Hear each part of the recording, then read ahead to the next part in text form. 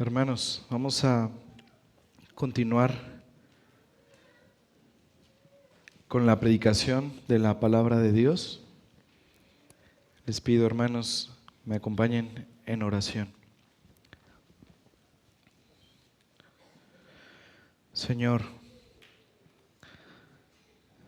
te damos gracias, Padre, en este tiempo, Señor, hemos podido adorarte, Señor. Hemos podido recordar nuestra redención en Cristo. Hemos podido, Señor, cantar a ti con gratitud, Señor, porque por tu gracia ahora estamos en Él. Padre, queremos pedirte, Señor, tu gracia en este tiempo de predicación, Señor. Queremos venir a ti, Señor, reconociendo que si tú no obras en nuestras vidas, Señor, nada pasa, Señor, nada acontece. Te pedimos, Padre, que por medio de tu palabra y de tu Santo Espíritu, Señor, hables a nuestras vidas,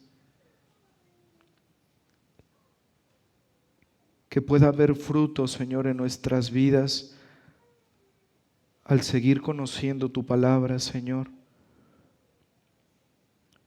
Particularmente, Padre, te pedimos nos des gracia para seguir conociendo a tu Hijo, Señor, a este Dios eterno que se hizo carne. Muéstranos, Señor, a tu Hijo, que podamos, Señor, crecer en nuestro amor por Él, crecer en nuestra obediencia hacia Él, en nuestra adoración a Él. Concédenos gracias, Señor, para entender tu palabra, Señor, para poder comprenderla, para poder aplicarla. Concédeme gracias, Señor, para poder transmitirla, Señor, con fidelidad. Bendice este tiempo, Señor. Obra salvación por medio de tu palabra. Santifícanos, Señor, a quienes somos tuyos, para que tu nombre sea glorificado, Padre. Te lo pedimos, Señor, en Cristo Jesús. Amén. Muy bien, hermanos, les pido, por favor, ponerse de pie para dar lectura al pasaje del Evangelio de Juan, capítulo 1, versículos del 1 al 5.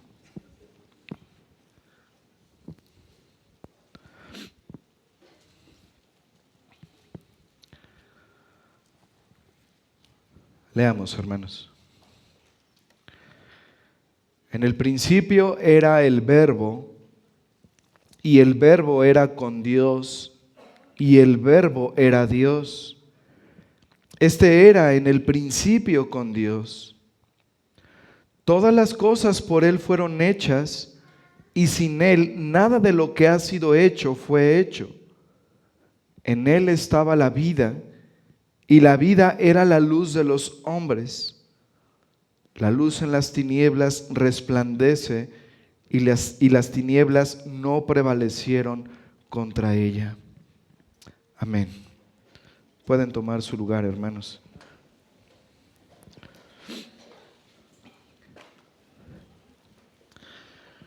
Hermanos, la semana pasada que comenzamos el estudio del Evangelio de Juan, vimos el propósito del apóstol Juan al escribir su Evangelio.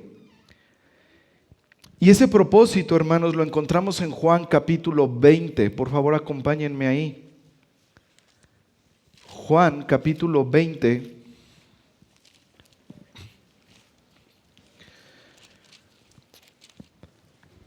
versículos 30 y 31. Juan, hermanos, escribió explícitamente el motivo que lo llevó a escribir el Evangelio.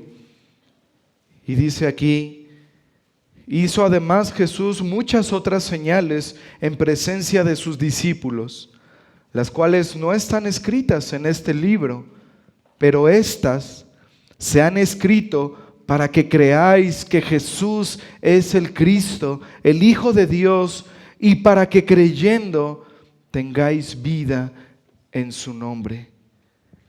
Ese es el objetivo, hermanos, que Juan se planteó por medio del Espíritu Santo para escribir este Evangelio.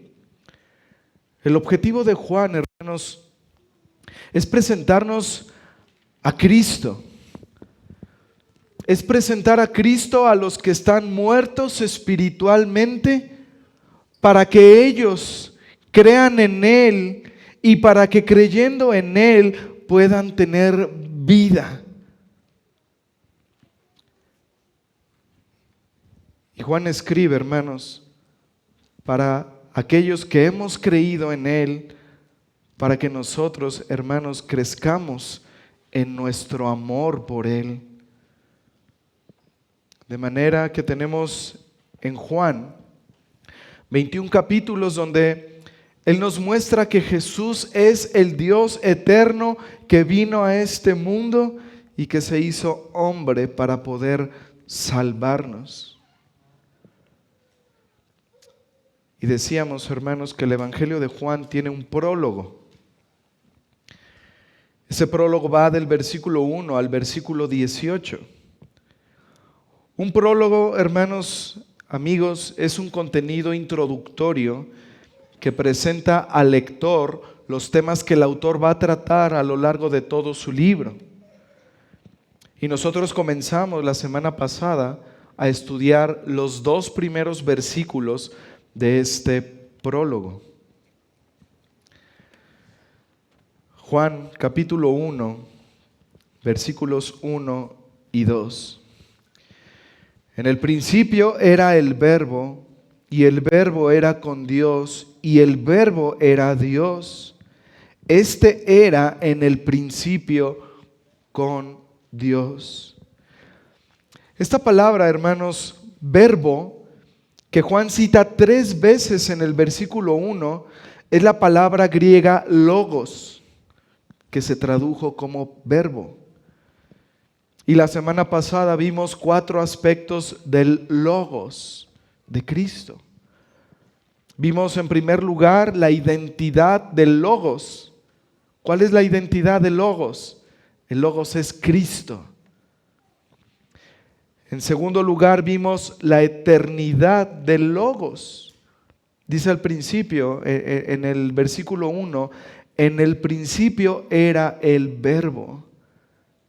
Cristo ya existía antes del principio de todas las cosas. El tiempo comenzó con la creación. Cristo existía ya antes del tiempo, antes de que todas las cosas fueran hechas. Y por lo tanto, decíamos, Cristo está fuera del tiempo y por lo tanto es eterno. Y solo Dios puede ser eterno, por lo tanto, Cristo es Dios. En tercer lugar, vimos la morada del Logos. Dice el versículo 1, en el principio era el Verbo, y el Verbo era con Dios. Cristo existía en la eternidad y existía en perfecta comunión con Dios. Juan nos dice que el Verbo era con Dios, cara a cara con Él. Esa es la idea del texto, es lo que Él transmite el texto. Era con Él en una perfecta intimidad con el Padre. Esta es la morada del Logos. El Logos habitaba eternamente con Dios. Y por último vimos la naturaleza del Logos. En cuarto lugar, Dice el versículo 1, en el principio era el verbo, y el verbo era con Dios, y el verbo era Dios. ¿Cuál es la naturaleza del Logos? Cristo es Dios. El misterio de la Trinidad, hermanos. Un solo Dios que subsiste en tres personas, Padre, Hijo y Espíritu Santo. Tres personas distintas, pero un solo Dios. Bien, Juan, como hemos dicho, hermanos, quiere presentar al Logos.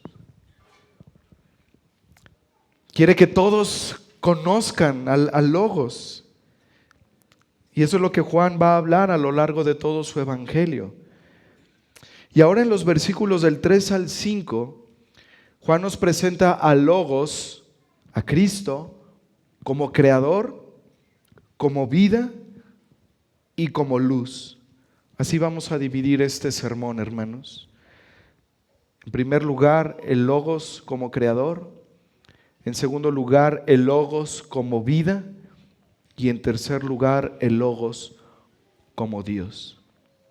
Así que empecemos con el primer punto, el Logos como creador. Juan capítulo 1, versículo 3.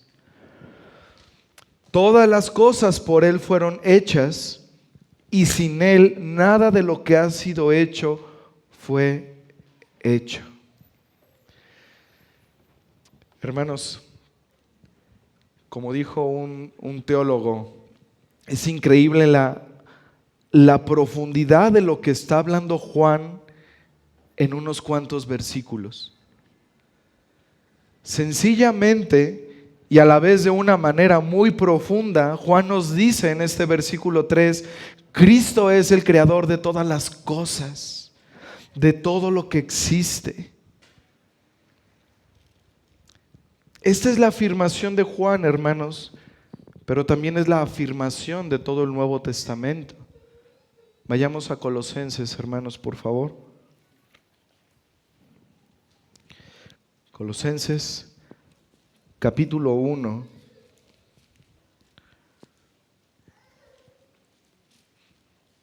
Versículos 16 y 17.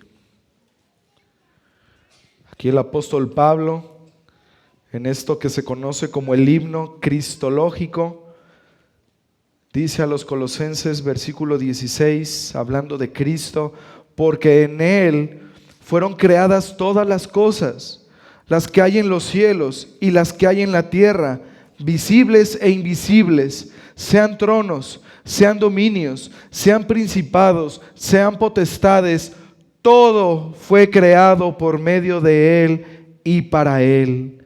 Versículo 17, y Él es eterno, antes de todas las cosas, y todas las cosas en Él subsisten. Esta es la afirmación, hermanos, de toda la Escritura. Cristo es el creador y sustentador de todo lo que existe. Pablo dice aquí que todas las cosas fueron creadas en Él y para Él, y que en Él todas las cosas subsisten. Vayamos al libro de Hebreos, hermanos, por favor.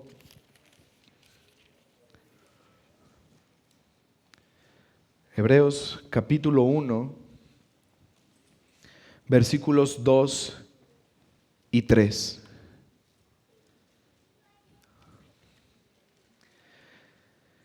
En estos postreros días nos ha hablado por el Hijo, a quien constituyó heredero de todo y por quien asimismo hizo el universo, el cual, siendo el resplandor de su gloria y la imagen misma de su sustancia, y quien sustenta todas las cosas con la palabra de su poder.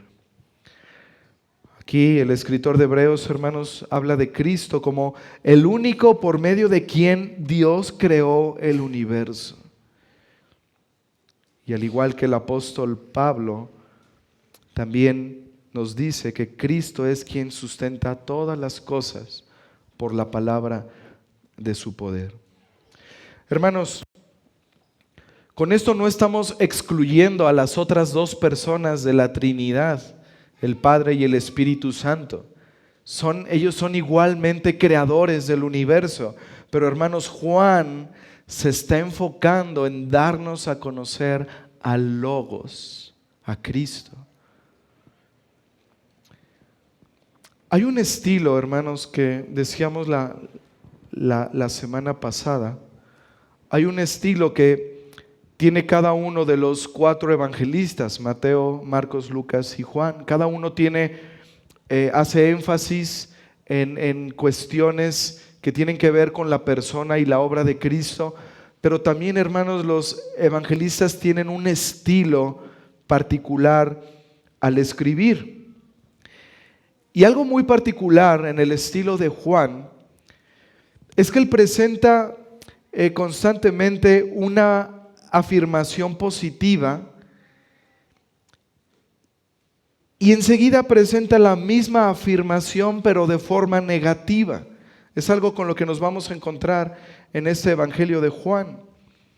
Y esto lo comenzamos a ver ya en nuestro pasaje. La declaración positiva, hermanos, aquí en el versículo 3 de Juan, es que todas las cosas fueron hechas por Cristo. Esta es la declaración positiva que hace Juan. Todas las cosas fueron hechas por Cristo.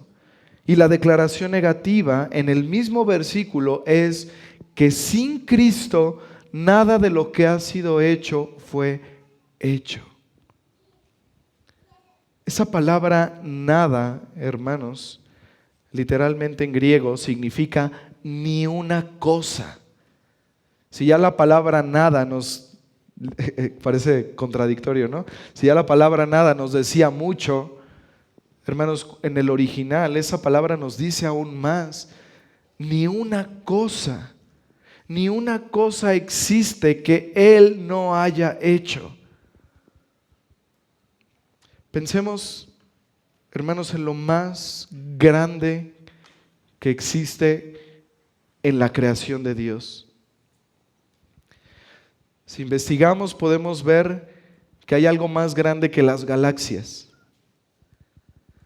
Se les conoce como los cúmulos de galaxias. Si una galaxia es inmensa y nuestra mente no logra comprender el tamaño de una sola, imaginen, hermanos, un cúmulo de galaxias.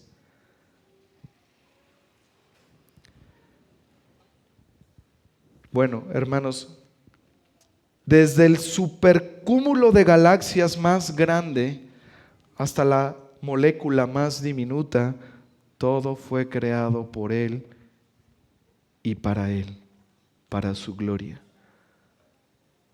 Todo, hermanos. Por eso Pablo les dice a los colosenses, las cosas visibles, las cosas invisibles, todo, absolutamente todo fue creado por medio de Él y para Él. Y eso es lo que Juan quiere decir al mundo. Aquel en quien yo quiero que ustedes crean para que tengan vida es aquel que creó todas las cosas. Hermanos, ¿por qué Juan, después de habernos hablado de la eternidad del Logos, de su identidad, de habernos hablado estas cosas gloriosas del Logos, ¿por qué lo presenta en el versículo 3 como creador? Porque el hecho, hermanos, de que Jesús sea el creador confirma su deidad. Y eso es algo en lo que, ese es el énfasis que Juan quiere hablar en su evangelio. La deidad de Cristo, que podamos ver al Cristo divino que se hizo hombre.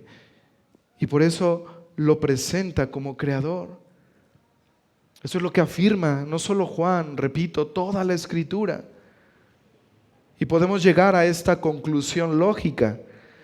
Si Jesús es el creador de todo lo que existe, entonces Él no fue creado, como algunos grupos dicen. Y por lo tanto, si Él no fue creado, Él es el Dios eterno, Él es el Dios creador. Cristo es Dios. Acompáñenme por favor, hermanos, a Apocalipsis capítulo 4.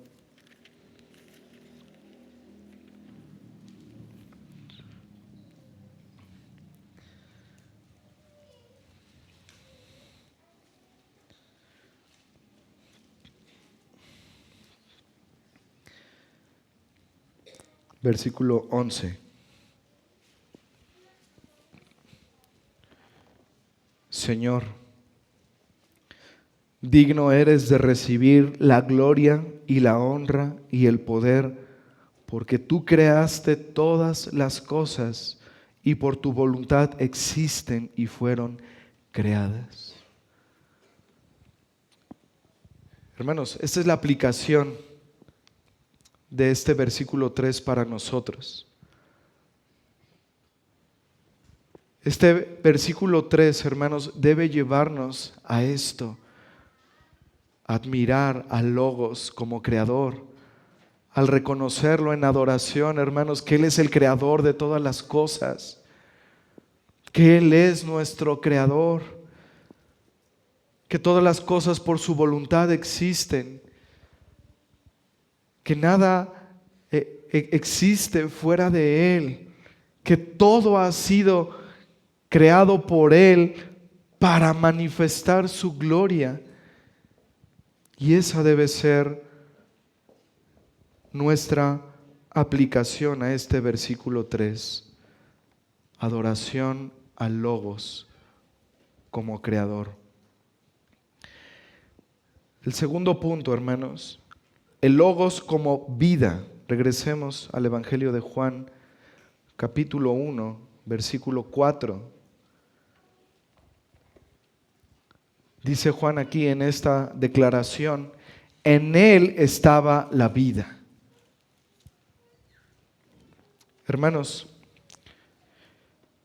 Cristo es la fuente de toda vida existente porque Él es la vida, porque Él es vida en sí mismo.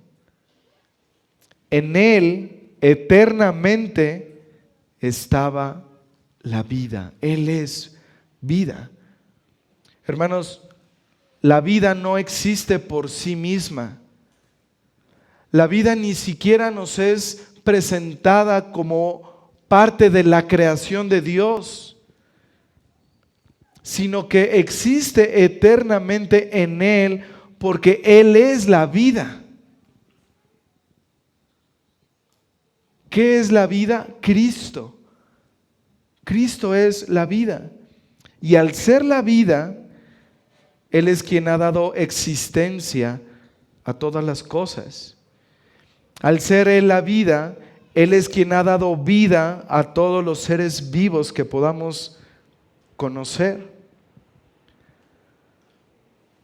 Y hermanos, la única razón por la que hay vida en las cosas que hay sobre la tierra es porque el Logos es la vida.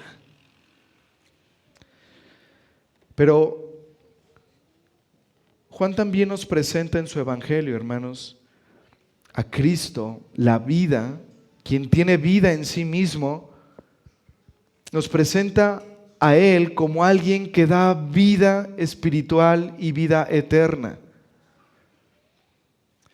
En este evangelio encontramos dos declaraciones de Cristo donde Él nos dice que Él es la vida y que todo aquel que cree en Él puede tener vida espiritual y vida eterna. Acompáñenme a Juan, capítulo 11, versículo 25.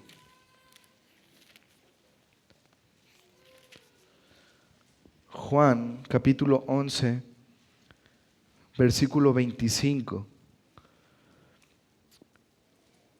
Le dijo Jesús: yo soy la resurrección y la vida. El que cree en mí, aunque esté muerto, vivirá. Hermanos, ¿a qué nos referimos con vida espiritual y eterna?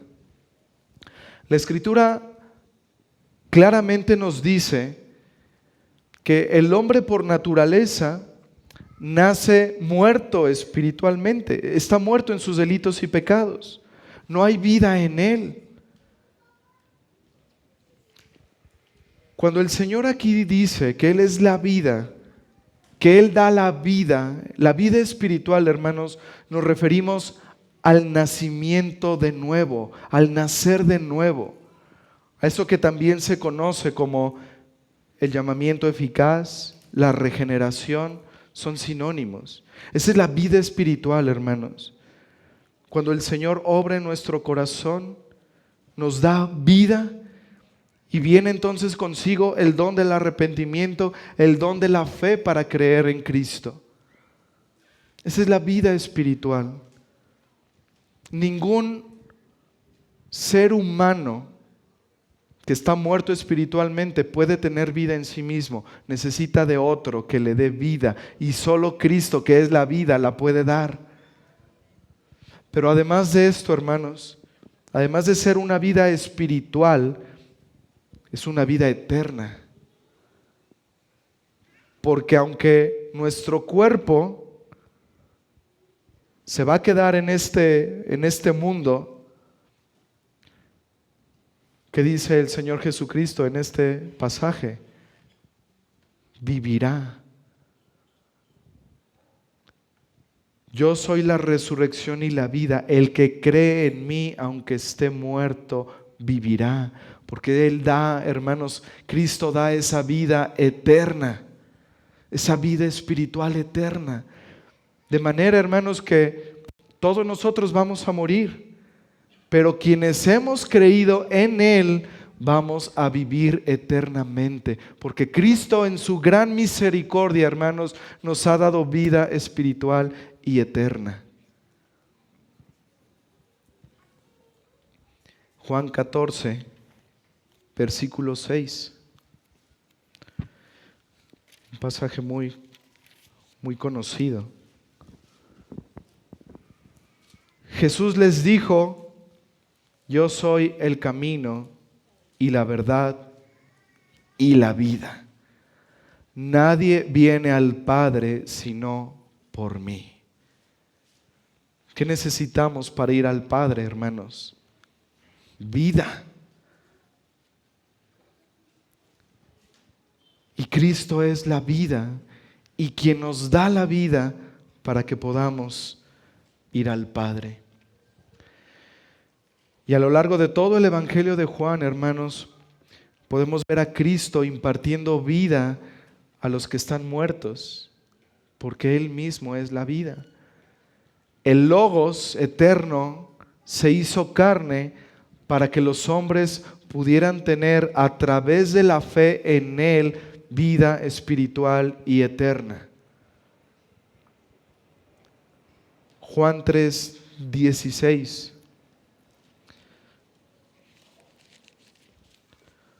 Otro pasaje muy conocido. Juan 3, versículo 16. Porque de tal manera amó Dios al mundo que ha dado a su Hijo unigénito para que todo aquel que en Él cree no se pierda, mas tenga vida eterna. Y Juan 10:10, otro pasaje muy conocido.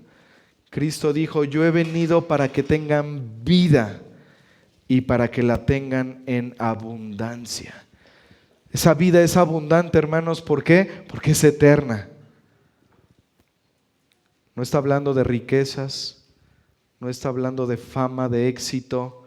Eso no es una vida abundante. Una vida abundante es una vida eterna en la presencia de Dios. Y hermanos, cuando Cristo da vida espiritual y eterna a un pecador, junto con eso, hermanos, el Señor le asegura algo. Vayamos a Juan capítulo 10.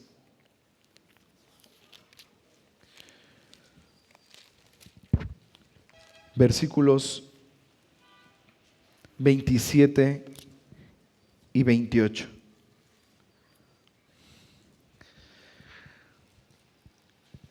Repito, cuando Cristo da vida espiritual y eterna a un pecador, le asegura también una cosa, hermanos. Dice el Señor: mis ovejas oyen mi voz y yo las conozco y me siguen, y yo les doy vida eterna. ¿Y qué nos asegura? Y no perecerán jamás, ni nadie las arrebatará de mi mano.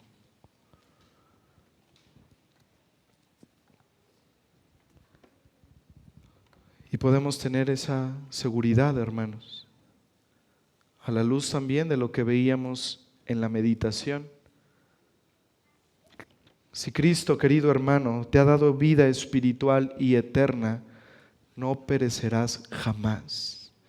Nadie te puede arrebatar de su mano. Estarás con Él en el día de tu muerte y por la eternidad. Ahora veamos, hermanos, en tercer lugar, el Logos como luz. El Logos como luz. Regresemos a Juan capítulo 1. En la segunda parte del versículo 4, Juan declara: y la vida era la luz de los hombres. Cristo, hermanos, la luz, vino a iluminar el entendimiento y el corazón de los que estaban en tinieblas. Mira lo que dice el versículo 5. La luz en las tinieblas resplandece. Cristo, la luz, resplandece activamente en las tinieblas para dar vida y esperanza a los hombres pecadores. Pero dice también en el versículo 5, y las tinieblas no prevalecieron contra ella. Hermanos, estoy convencido, así como muchos comentaristas y teólogos, estoy convencido de que esa palabra prevalecieron no es la mejor traducción para esa palabra. Esta palabra, hermanos, es la palabra griega catalambano. Y esta palabra literalmente significa tomar o recibir a sí mismo y hacerlo propio de uno. De manera que Juan nos dice que cuando Cristo, la luz, vino a este mundo, las tinieblas, que se refiere a la humanidad caída, no lo tomaron para sí. Lo rechazaron. ¿Por qué creo, hermanos, que esta es la traducción correcta? Porque esto va en perfecta armonía, hermanos, con todo el contexto de Juan. Es más, hermanos, enseguida de este versículo 5, Juan afirma lo mismo en el versículo 9, en el versículo 10 y 11. Miren lo que dice Juan 1, versículos del 9 al 11. Aquella luz verdadera que alumbra a todo hombre venía a este mundo. En el mundo estaba y el mundo por él fue hecho, pero el mundo, ¿qué? No le conoció. A lo suyo vino y los suyos no le recibieron. Este es un paralelismo, hermanos, así se conoce. Este es un paralelismo. El versículo 5 nos dice: las tinieblas, la humanidad caída, entenebrecida en su pecado, en su incredulidad, no lo tomó para sí. No lo aceptó, sino que lo rechazó. Versículo 10 dice: el mundo no lo conoció, no lo quiso conocer. Versículo 11, los suyos no le recibieron, no quisieron recibirle. Pero debemos señalar aquí, hermanos, que ese rechazo de los hombres, ese rechazo de la humanidad, no es meramente una indiferencia. Es un rechazo hostil, un aborrecimiento a la luz, es un aborrecimiento a Cristo. La luz vino al mundo para salvar a los pecadores, pero los pecadores no le recibieron, le rechazaron hostilmente. Mira lo que dice Juan capítulo 3, versículos 19 y 20.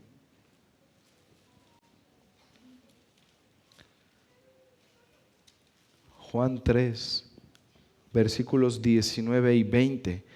Y esta es la condenación, que la luz vino al mundo y los hombres amaron más las tinieblas que la luz, porque sus obras eran malas. Porque todo aquel que hace lo malo, ¿qué? Aborrece la luz y no viene a la luz para que sus obras no sean reprendidas. Eso es lo que vemos en el versículo 5, hermanos, en el versículo 10, en el versículo 11 del capítulo 1. La luz vino al mundo, pero los hombres aborrecieron la luz. No quisieron ir a la luz, no quisieron abrazar la luz. ¿Por qué? Porque sus obras eran malas. No quisieron hacerlo, dice Juan, para que sus obras no sean reprendidas. Hermanos, somos como, y lo digo con respeto y a modo de ilustración, somos como las cucarachas. Está en un cuarto oscuro, prendes la luz y ¿qué pasa? Se esconden, aborrecen la luz, no quieren que sus obras sean reprendidas. Así es el hombre, hermanos.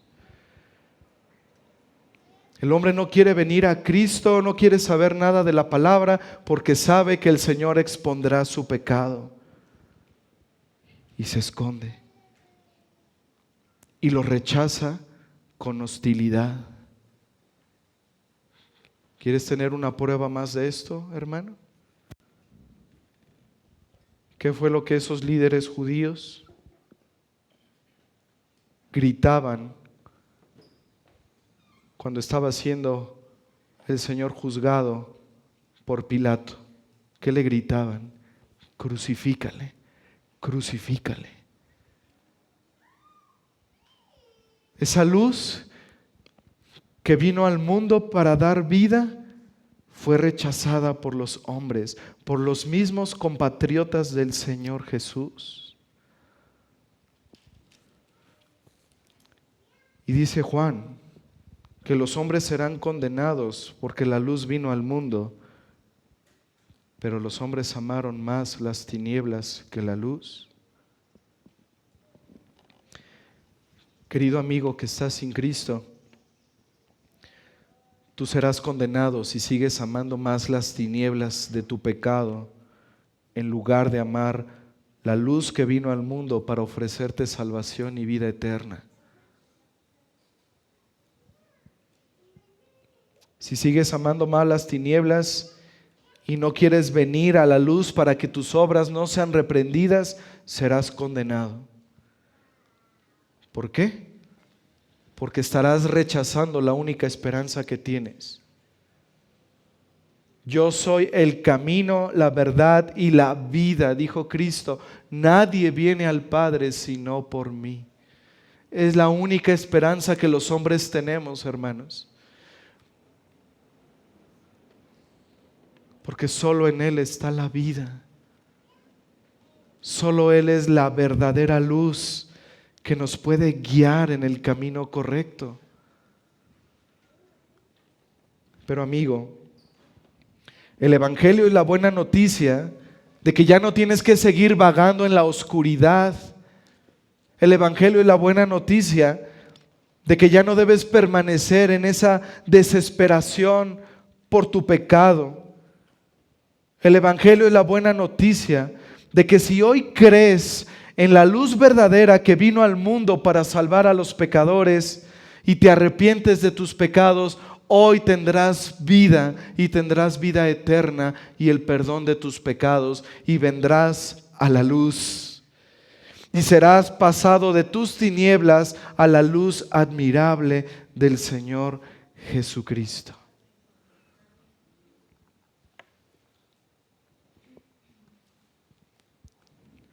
Acompáñenme a Primera de Pedro, por favor, hermanos. Primera de Pedro, capítulo 2.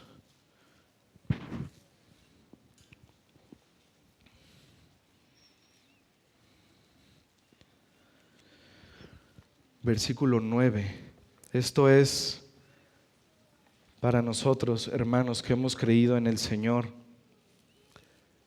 Dice el apóstol Pedro: mas vosotros sois linaje escogido, real sacerdocio, nación santa, pueblo adquirido por Dios, para que anunciéis las virtudes de aquel que os llamó de las tinieblas a su luz admirable. Esta es la aplicación, hermanos, con respecto al versículo 5. Cristo es la luz. Él ha venido a nosotros. Él nos ha dado entendimiento en el corazón, entendimiento en la mente de que Él es nuestra única esperanza. Y hemos venido a Él. Y ahora somos llamados, hermanos, como pueblo suyo, somos llamados a proclamar las virtudes de aquel que nos llamó de nuestras tinieblas a su luz admirable. Él es la luz admirable, hermanos. Cristo es la luz. Ahora, hermanos, quiero dar algunas aplicaciones con respecto a este pasaje que vemos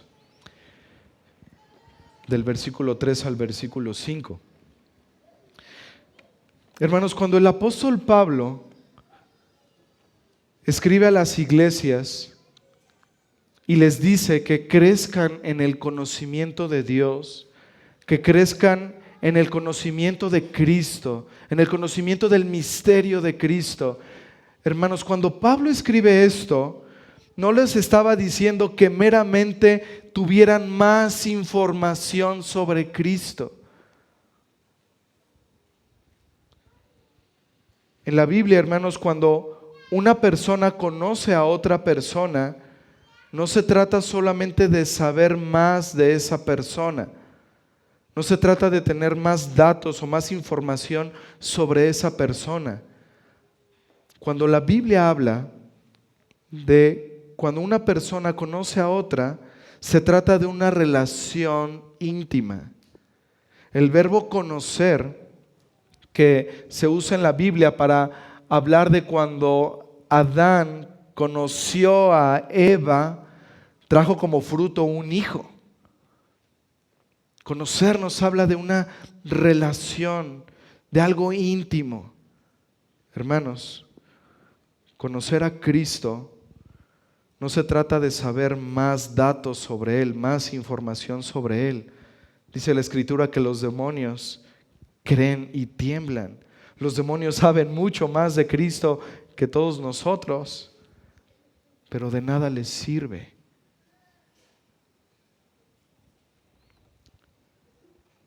No puedes decir que conoces a Cristo porque sabes cosas de Él. Hermanos, habrá muchos eruditos, habrá muchos expertos en cristología en el infierno. ¿Por qué? Porque el conocer a Cristo, hermanos, va mucho más allá de solo saber cosas acerca de Él. Y es peligroso crecer en el conocimiento sobre Él y no crecer en un amor por Él, porque eso estaría demostrando que solo tú tienes conocimiento de Cristo, pero no le conoces. Él no te conoce. No te engañes, querido amigo. Saber de Cristo no te hace conocer a Cristo. Saber sobre Cristo no te hace salvo. Conocer a Cristo es creer en Él. El hermano Miguel compartía en la mañana qué es la fe. Y la fe, decía el hermano, tiene 3 aspectos. Uno es el conocimiento, pero no es suficiente. No es suficiente conocer de Cristo. No es suficiente conocer que Él vino al mundo a dar su vida para el perdón de pecados. No es suficiente saber que Él es el Logos eterno. Debemos creer, fiducia, lo que decía el hermano. Debemos creer eso verdaderamente. Descansar completamente en que Cristo es el Salvador de los pecadores. Descansar completamente en su obra perfecta y consumada. Eso es lo que debemos hacer, creer verdaderamente en Él. Conocer a Cristo, hermanos, es tener una relación con Él, es seguirle, es orar a Él, es adorarle a Él, es buscar ser transformado a su imagen, es estar dispuesto a negarse a uno mismo, es estar dispuesto a morir por Él, por su causa. En pocas palabras, hermanos, conocer a Cristo es amarle. Y amar a Cristo siempre va a traer fruto, un fruto evidente, porque Cristo mismo dijo: el que me ama, guarda mis mandamientos. ¿Puedes decir que conoces a Cristo? ¿Le amas? ¿O solo tienes información acerca de Él? Querido amigo, no te engañes. El ser un simpatizante de Cristo no te hace salvo, ni te hará salvo nunca. El que conozcas de Cristo tampoco te hace salvo. Necesitas confiar en Él, necesitas creerle a Él en lo que Él dijo, que Él es la vida y que nadie va al Padre si no es por Él. Necesitas creer lo que Él dijo al inicio de su ministerio: arrepentíos y creed en el Evangelio.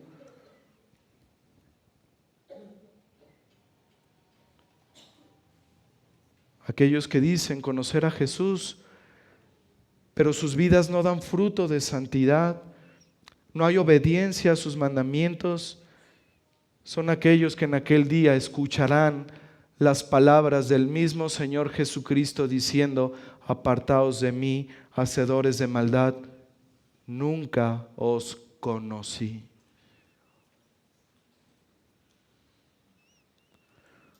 Así que, hermanos, el saber más de Cristo en este Evangelio de Juan debe llevarnos a amarle más a Él, a vivir para Él, a buscar agradarle a Él en toda nuestra manera de vivir.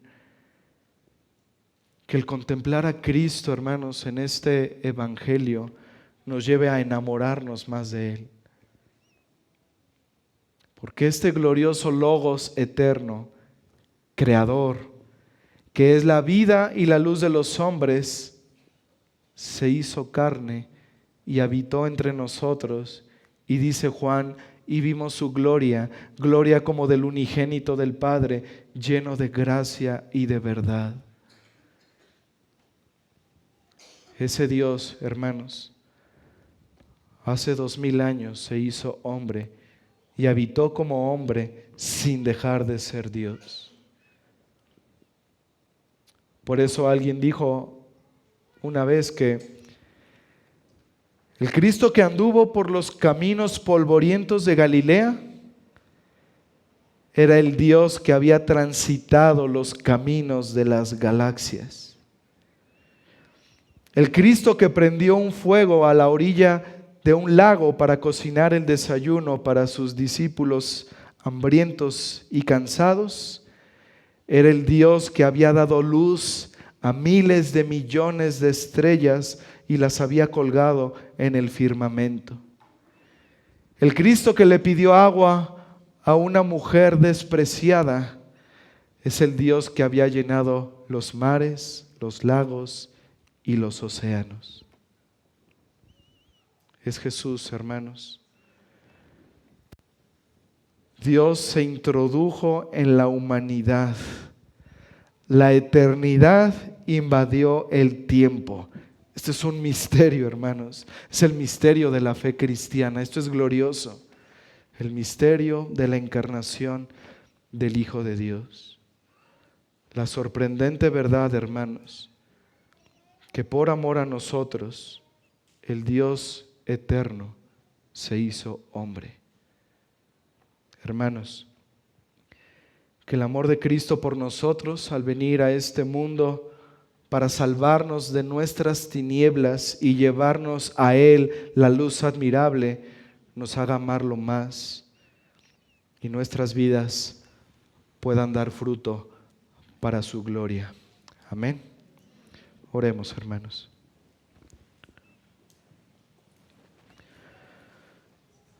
Padre,